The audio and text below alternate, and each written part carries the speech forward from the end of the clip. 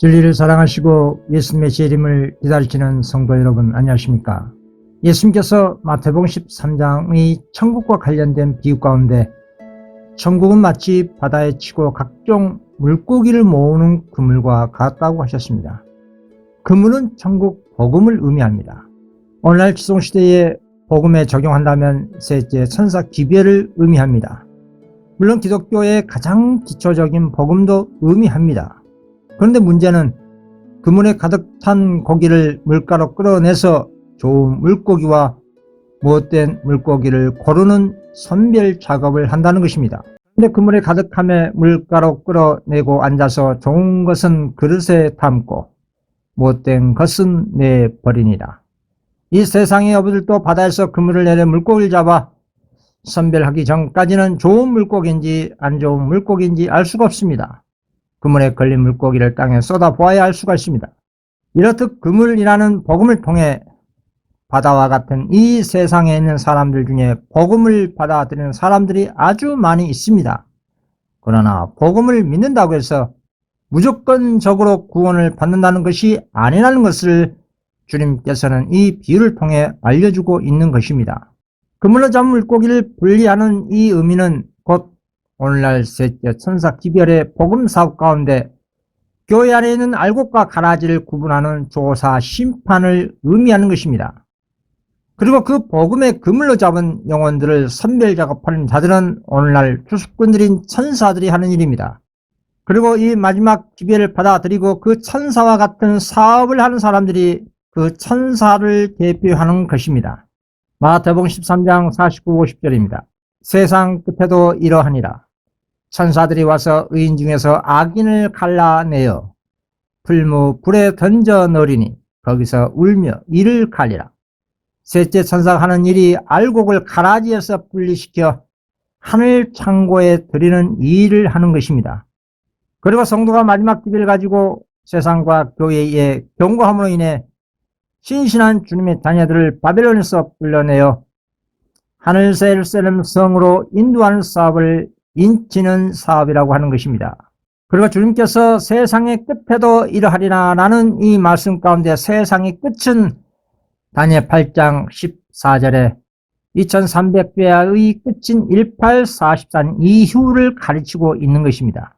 세상의 끝에 주님께로부터 계속 13장의 짐승이 표를 받지 말라는 마지막 경고를 외치도록 명령받은 셋째 천사, 그리고 넷째 천사, 그리고 마지막으로 내려온 다섯 번째의 많은 천사들이 이 마지막 경고를 외치고 있는 것입니다. 좋은 물고기와 못된 물고기는 마지막 분류를 받기 위해 다 같이 언덕에 끌어올려집니다. 그렇다면 더 구체적으로 이 두 무리는 언제 더 분명하게 구별이 되는 것일까요? 그때는 짐승의 표, 즉 1월 법령의 시기에 더 분명하게 확실히 구별되는 것입니다. 좋은 물고기, 즉 알곡은 짐승의 표 시대에 안식일을 비롯하여 주님의 모든 계명을 즐겨 목숨 바쳐 충성할 것입니다. 그러나 가라지와 못된 물고기는 하나님의 계명을 포기하고 세상과 타협하여 세상의 편에 서게 될 것입니다. 이렇게 확실하게 의인과 악인이 구별되는 것입니다. 물론 지금도 주님의 섭리와 예언의 말씀으로 미래를 내다본 주님의 자녀들은 세상 모든 것을 포기하고 생명의 좁은 길로 묵묵히 걸어가고 있습니다. 그리스도의 마지막 중보사업 가운데 하늘 성소에서 이행되고 있는 조사 심판이 마치면 모든 사람의 운명은 영원히 결정되는 것입니다. 오늘날 셋째 천사의 기별을 가지고 있는 천사의 사명을 수행하는 사람들은 더욱더 뚜렷하게 세상과 구별된 삶을 살 것입니다. 생명의 좁은 길을 가는 극소수의 적은 무리들은 악인들과 철저히 구별하는 삶을 살길 원하기 때문에 세상과 명목상 재림교회들과 타락한 모든 교단에서 떠나 짐승의 표를 받지 말라 바벨론에서 나오라는 이 마지막 밤중소리 외침을 하는 것입니다. 예수록 18장 4절 또 내가 들으니 하늘로부터 다른 음성이 나서 이르되 내 백성아 거기서 나와 그의 죄에 참여하지 말고 그가 받을 재앙들을 받지 말라. 이렇게 하늘 조사 심판을 통해 좋은 물고기와 알곡들은 즉 이 14만 4천 인친 사업이 마치면 이 세상에는 땅끝 사방을 붙들고 있는 천사들이 그 바람을 놓게 되는 것입니다. 그리고 이 세상에는 짐승표 환란과 그리고 기절초풍할 계시록 16장의 7재앙이 일어납니다. 그리고 오늘날 계시록 7장에 인치는 그 사업은 그리고 그 시기는 매우 짧고 신속하게 끝날 것입니다. 그러나 지금 은혜 21세기 재림의 시대에 우리는 주님의 부르심에 응답하면서 마지막으로 해야 할 일은 믿음으로 재림을 촉진하는 일입니다. 요한복음 9장 4절 때가 아직 낮침에 나를 보내신 이의 일을 우리가 하여야 하리라. 밤이 오리니 그 때는 아무도 일할 수 없느니라. 왜 지금 은혜 시기가 낮이라고 하는 것일까요? 그것은 지금 구원받을 만한 은혜 받을 만한 주님의 마지막 자비의 시간이기 때문입니다. 그래서 인침이 완료되기까지 그리고 우리의 부르심과 택하심을 굳게 하도록 하기 위해서 하나님은 당신의 내 천사가 내 모퉁이의 바람을 붙들도록 하고 있는 것입니다. 계시록 7장 2절 3절입니다. 또 봄에 다른 천사가 살아계신 하나님의 인을 가지고 해에 돋는 데로부터 올라와서 땅과 바다를 해롭게 할 권세를 받은 내 천사를 향하여 큰 소리로 외쳐 이르되 우리가 우리 하나님의 종들의 이마에 인치기까지 땅이나 바다나 나무들을 해하지 말라 하더라. 우리가 믿음의 눈으로 향후 앞으로 성취될 짐승표 예언의 상황을 보시면 그 때가 곧 셋째 천사의 기별이 맞춰지는 때를 알 수가 있을 것입니다. 이 때는 짐승표 환란과 7장의 때입니다. 하나님의 백성들 자신들에게 임한 시련의 때를 위해 준비가 온전히 되어 있는 그런 상황을 말하는 것입니다. 이 환란의 때를 위해 지금 은혜 시기에 온전히 준비되어 있지 못한다면 어떻게 7장의 때에 특별 부활에 일어날 수가 있겠습니까? 그리고 1844년 이후 인침 맞고 잠든 부분적인 14만 4천인은 7장 가운데 7번째 재앙 초기에 일어나는 것입니다. 이때 특별 부활한 부분적인 14만 4천인은 살아있는 부분적인 14만 4천인과 하나가 되어 중보자 없는 야곱의 때 환란의 그 정신적 고난을 당하는 것입니다. 그래서 오늘날 셋째 천사의 이 기별을 믿는 백성들 가운데 14만 4천 후보들은 지금부터 세상과 타락한 모든 교단과 명목상 재림 신도들과 분리해서 거룩한 생애로 자신을 온전히 준비해야 한다는 것을 강조드리고 있는 것입니다. 그래서 오늘 우리는 복음으로 좋은 물고기와 알곡으로서 하늘 곡간에 들어지려면 먼저 우리가 해야 할 마지막 이 복음 사명에 목숨 걸고 해야 할 것입니다. 왜냐하면 오늘날 주님의 마지막 복음 사업에 충실하는 자들은 결코 세상과 타락한 모든 교단과 분리가 되어야 하나님의 거룩함에 이르게 될 수가 있는 것입니다. 요한복음 17장 17절 그들을 진리로 거룩하게 하옵소서. 아버지의 말씀은 진리니이다. 세상과 타락한 교회와 바벨론 가운데 있는 그 오류와 지혜를 가지고 어떻게 온전한 거룩함에 이를 수가 있겠습니까? 그리고 이를 법령 대독 기간이 있을 권능의 늦은 비를 받을 그릇이 될 수가 있겠습니까? 그래서 이 모든 준비 작업이 오늘날 은혜의 21세기에 이루어 구속 사업이 종료되는 것입니다. 향후 이를 법령 대독 기간에 있을 권능의 늦은 비로 인해서 마지막 큰 경고가 여러 나라 족속 방언 백성들 가운데 신속하게 외쳐지게 되는 것입니다. 그로 인해서 이 마지막 경고의 기별을 받아들이지 않는 지상의 대다수 모든 거민들은 용의 정신이로 분노할 것입니다. 오늘날 셋째 천사 기별을 참으로 믿는 주님의 자녀들은 침례 요한 같은 사명을 가지고 이 마지막 경고 사업을 해야 할 것입니다. 오늘날 중대한 이 시기에 하늘의 천사들이 하늘과 땅을 바쁘게 움직이고 있는 그 모습을 애용과 믿음의 눈으로 본다면 우리의 신앙은 결코 뜨뜻미지근한 라오디아 교회들처럼 신앙할 수가 없을 것입니다. 오늘날 좋은 물고기와 못된 물고기를 분류하는 이 조사 심판의 시대에 하나님께서는 어느 누구도 멸망되기를 원치 않으신다고 했습니다. 에스겔 33장 11절에 여호와의 말씀에 나의 삶을 두고 맹세하노니 나는 악인의 죽는 것을 기뻐하지 아니하고 악인이 그 길에서 돌이켜 떠나서 사는 것을 기뻐하노라. 이스라엘 족속아 돌이키고 돌이키라. 너희 악한 길에서 떠나라. 어찌 죽고자 하느냐 하셨다 하라. 성령님께서는 은혜 시기가 마칠 때까지 우리에게 생명의 선물을 받으라고 탄원하고 계십니다. 그러나 성령의 이러한 탄원을 고의적으로 거절한 자들만이 결국에는 멸망을 당하고 말 것입니다. 우리 주님께서는 죄는 우주의 파멸을 일으키는 화근이기 때문에 반드시 멸망당할 것이라고 선언하셨습니다. 그러나 오늘날 좋은 물고기와 나쁜 물고기를 분리하는 이 조사 심판의 은혜의 시간 동안 끝까지 고의적으로 세상과 바벨론과 그리스도가 문 밖에 있는 뜨뜻 미지근한 라오디아 교회 안에서 나오지 않는 자들은 결국 그 불순종의 죄와 함께 멸망하게 되는 것입니다. 그렇다면 오늘날 은혜 시기 동안 셋째 천사 이 복음으로 예수님을 믿게 된 사람들은 어떻게 예수님의 재림을 준비하고 촉진해야 할까요? 자신의 삶 가운데 역사하신 주님의 섭리를 돌이켜 보시길 바랍니다. 자신의 어린 시절부터 지금까지 어떻게 주님께서 역사하셔서 오늘날 자신을 보호하시고 진리의 말씀의 빛 가운데로 인도하셨는지를 돌이켜 보아야 합니다. 그 가운데 놀라운 은혜 순간들이 헬 수 없을 만큼 많고 크다는 사실을 깨닫게 될 것입니다. 지금까지 자신이 죄악의 세상에 생존한 것이 하나님의 기적이라고 간증할 것입니다. 그리고 주님께 찬송 영광 돌리게 될 것입니다. 이러한 감사와 은혜의 힘으로 우리 주님께 받은 그 놀라운 은혜를 다른 사람들에게도 아낌없이 전하게 될 것입니다. 우리 예수님은 이 땅에 오신 이유가 무엇일까요?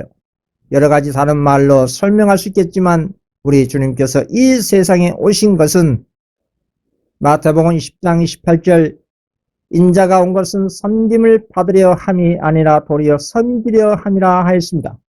우리 예수님이 이 땅에 사시고 생각하시고 기도하신 것은 당신 자신을 위함이 아니요 우리를 섬기기 위해서입니다. 우리 주님은 매일 아침 8시간 동안 겸손한 마음으로 아버지께 기도를 통해 하늘의 빛을 사람에게 나누어 줄 준비를 하셨습니다. 주님께서는 매일 아침 이른 시간에 일어나셔서 다른 사람에게 나누어 주시기 위하여 당신 자신의 심령과 입술에 은혜의 기름을 바르셨습니다. 죄 중에 있는 우리들에게 주실 복음의 기별을 하늘로부터 받으셔서 우리에게 주신 것입니다. 이사야 50장 4절 주 여호와께서 학자의 혀를 내게 주사 나로 꼼핍한 자를 말로 어떻게 도와줄 줄을 알게 하시고 아침마다 깨우치시되 나의 길을 깨우치사 학자같이 알아듣게 하시도다. 그렇습니다. 우리가 참으로 그리스도를 믿는다면 우리들도 하늘의 은혜를 매일 아침마다 기도와 예언의 말씀 연구를 통해 깨우침 받은 그 은혜를 다른 사람들에게 아낌없이 줄 준비가 되어야 하는 것입니다. 그래서 주님께서는 이런 비유를 통해 우리에게 기도와 활동적인 신앙을 하라고 하신 것입니다. 누가복음 11장 5절에서 8절입니다. 또 이르시되 너희 중에 누가 덫이 있는데 밤중에 그에게 가서 말하기를 덫이여 떡 세 덩이를 내게 구워 달라. 내 덫이 여행 중에 내게 왔으나 내가 먹일 것이 없노라 하면 그가 안에서 대답하여 이르되 나를 괴롭게 하지 말라. 문이 이미 닫혔고 아이들이 나와 함께 침실에 누웠으니 일어나 내게 줄 수가 없노라 하겠느냐. 내가 너에게 말하노니 비록 덫됨으로 인해서는 일어나서 주지 아니할지라도 그 간청함을 인하여 일어나 그 요구대로 주니라. 우리 주님께서는 이 비유 속에서 간절히 구하는 사람은 남에게 다시 주기 위하여 구하는 사람으로 나타내셨습니다. 이 간절히 구하는 이 사람이 떡을 얻지 못하면 자기 친구의 필요를 채워줄 수가 없는 것입니다. 이 사람은 자신의 친구의 필요를 채워줘야 했기 때문에 이웃집에 찾아가서 귀찮을 정도로 간청했고 마침내 그의 귀찮은 간청이 결국 이루어진 것입니다. 우리는 오늘날 영혼들에게 공급할 떡 세 덩이가 계속 14장의 세 천사의 기별입니다. 이 영적인 떡을 세상에 공급해 주기 위해서 우리는 간절히 주님께 구해야 합니다. 그리고 간절히 찾아야 하고 간절히 문을 두드려야 합니다. 그런데 사람들은 기도만 하고 행동을 하지 않습니다. 여러분, 주님께 기도했다면 그 기도에 합당한 행동을 열심히 분투해야 합니다. 구하고 찾는 것과 문을 두드리는 것은 우리 자신이 하는 일입니다. 우리 자신이 해야 할 일입니다. 그 일은 하나님이 우리 대신 하는 것이 아닙니다. 하늘은 스스로 돕는 자를 도우십니다. 기도만 하고 막연하게 이루어지겠지 하는 그런 복지부동한 태도는 요행수입니다. 그런 뜻은 미지는 신앙은 결코 자신의 신앙과 믿음과 품성이 성화의 생애로 꼴지어지지 않습니다. 우리 자신이 주님께 무엇을 얻기를 구했다면 그 기도에 합당한 행동을 해야 합니다. 그러면 찾을 길이 생깁니다. 그리고 끊임없이 두드려야 원하는 바를 얻을 수가 있는 것입니다. 오늘날 제 개인적 기도는 오직 예수 재림입니다. 과거에는 수많은 일상적인 기도를 했지만 오늘날 지성시대의 이 세상의 끝에 사는 시점에 가장 중요하고 간절한 기도의 주제는 오직 예수 재림뿐입니다. 그 이유는 오늘날 21세기는 우리 주님의 재림 시대라는 것을 오랜 기간 동안 예언 연구를 통해 얻은 결과이기 때문입니다.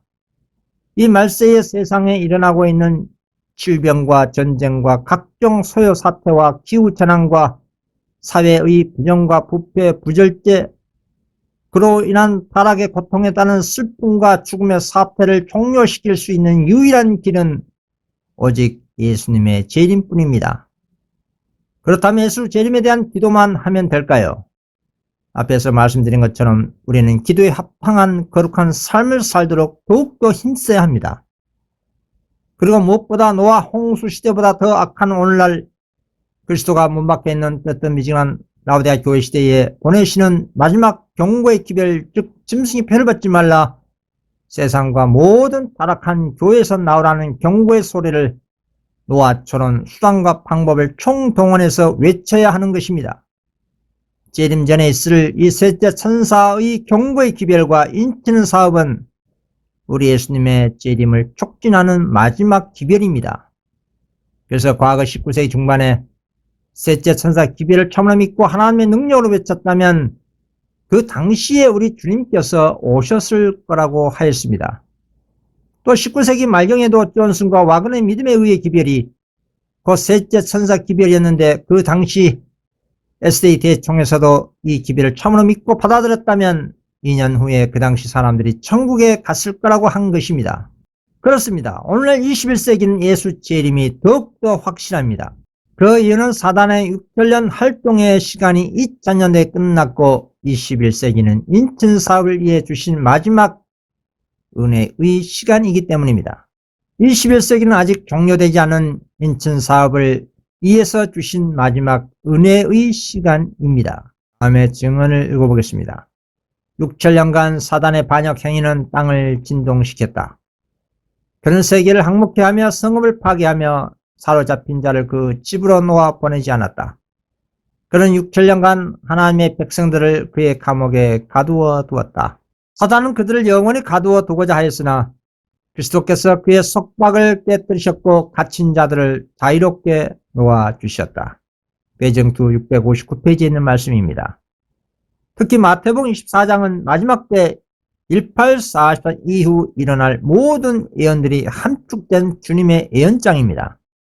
마태복음 24장 14절, 이 천국 복음이 모든 민족에게 증언되기 위해 온 세상에 전파되리니 그제야 끝이 오리라. 마태복음 24장 34절, 내가 진실로 내게 말하노니 이 세대가 지나가기 전에 이 일이 다 일어나리라. 오늘날 21세기는 모든 예언의 조건이 충족되어가고 있는 상태입니다. 우리 주님의 허락이 이루어진다는 조건이 있습니다. 기도는 결코 의문을 대신할 수가 없습니다. 그러나 중요한 것은 우리 주님의 허락이 이루어진다는 분명한 조건이 있습니다. 기도는 결코 의문을 대신할 수가 없습니다. 요한복음 14장 15절, 너희가 나를 사랑하면 나의 계명을 지키리라 라고 예수님께서 말씀하셨습니다. 요한복음 14장 21절, 나의 계명을 가지고 지키는 자라야 나를 사랑하는 자니 나를 사랑하는 자는 내 아버지께 사랑을 받을 것이요 나도 그를 사랑하여 그에게 나를 나타내니라 라고 말씀하셨습니다. 재림의 조건이나 어떤 주님의 축복을 구하면서 그 조건을 이행하지 않으면서 하나님의 약속만을 내세우고 강구하는 자들은 하나님을 모독하는 죄인 것입니다. 우리가 주님의 약속의 성취를 받기 위해서는 우리 예수님의 이름을 사용하지만 그리스도께 대한 우리의 믿음과 사랑의 표시가 될 만한 일들을 적극적으로 실천해야 한다 이 말입니다. 주님의 약속이 성취될 수 있도록 우리는 그 조건을 믿음으로 주님의 계명을 지켜야 하는 것입니다. 요한복음 15장 7절 너희가 내 안에 거하고 내 말이 너희 안에 거하면 무엇이든지 원하는 대로 구하라. 그리하면 이루리라. 요한일서 3장 3절에서 5절입니다. 우리가 그의 계명을 지키면 이로써 우리가 그를 아는 줄로 알 것이요 그를 아노라 하고 그 계명을 지키지 아니한 자는 거짓말하는 자요 진리가 그 속에 있지 아니하되 누구든지 그의 말씀을 지키는 자는 하나님의 사랑이 참으로 그 속에서 온전하게 되었나니 이로써 우리가 그의 안에 있는 줄을 아노라 라고 말씀하셨습니다. 모든 하나님의 축복은 주님의 계명 순종을 조건으로 약속된 것입니다. 주님의 계명을 불순종하면서 주님께 받았다고 하는 것은 사단의 역사인 것입니다. 주님께서는 한 번만 구하면 받을 수 있다고 말씀하지 않으셨습니다. 우리 주님께서는 우리에게 구하라고 명하시고 낙심하지 말고 꾸준히 기도하라고 하셨습니다. 꾸준한 일관성 있는 성실한 기도는 우리로 하여금 더욱 열성 있는 태도를 갖게 할 뿐 아니라 우리가 구하는 것을 더욱 받고 싶어 하도록 만드는 주님의 섭리입니다. 우리의 기도가 밤중에 이웃에게 가서 떡을 구한 사람의 간절한 요청과 같이 백절불굴의 정신으로 열성 있고 꾸준해야 한다 이 말입니다. 우리가 열성 있고 꾸준하게 구하면 구할수록 그리스도와의 영적 결합은 더욱 밀접하게 될 것입니다. 그리하여 우리의 믿음이 더욱 증가되고 더욱 많은 축복을 받게 될 것입니다. 그리고 무엇보다 지금 우리는 중대한 재림 시대에 살고 있습니다. 예수님의 재림을 간절히 구하면서 마지막 셋째 천사의 경고의 기비를 증거하고 경고함으로 인해 인침 사업을 속히 종료하여 오늘날 21세기 이 시대에 재림이 이루어지도록 분투해야 하는 것입니다. 요한 1서 2장 28절 29절입니다. 자녀들아 이제 그의 안에 거하라. 이는 주께서 나타내신 바 되면 그가 강림하실 때에 우리로 담대함을 얻어 그 앞에서 부끄럽지 않게 하려 함이라. 너희가 그가 의로우신 줄을 알면 의를 행하는 자마다 그에게서 난 줄을 알리라.